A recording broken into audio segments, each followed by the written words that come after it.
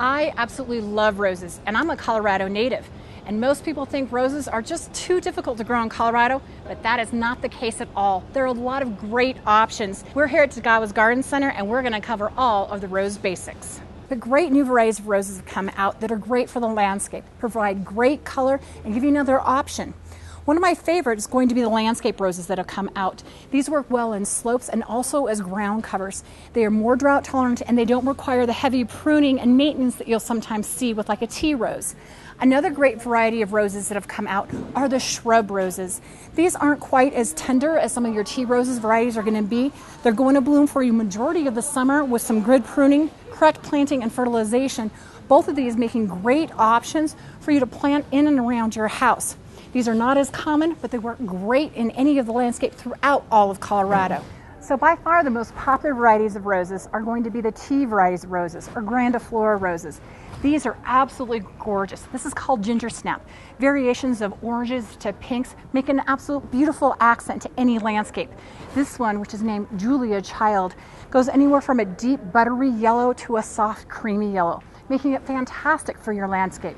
In addition, there's other varieties of roses like this one called Stormy Weather, which is a great climbing variety of rose. Now that we've kind of had an idea what kind of rose we want to pick, now we need to make sure we know exactly how to plant it correctly so it thrives and gives us color all summer long. So it's really important that you plant roses properly. And one of the first things that's important to know is what to plant them with.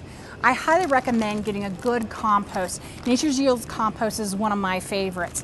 After you've decided where you're going to plant the rose, make sure it has good air circulation and good sunlight. The width and depth of the pot is going to give you a good direction as how you're going to want to dig your hole. The hole should be at least twice as wide as the container and just as deep as the soil level. Not as deep as the pot, just the soil level of the plant, making sure that we have plenty of room for those roots to grow and spread out. After you've planted your rose, make sure you give it a good feeding. Roses do not bloom well and survive and stay healthy without a good plant food. Now, I'm going to end with one of my favorite parts of roses. Roses that are great to cut to make into any kind of centerpiece for you to enjoy at home.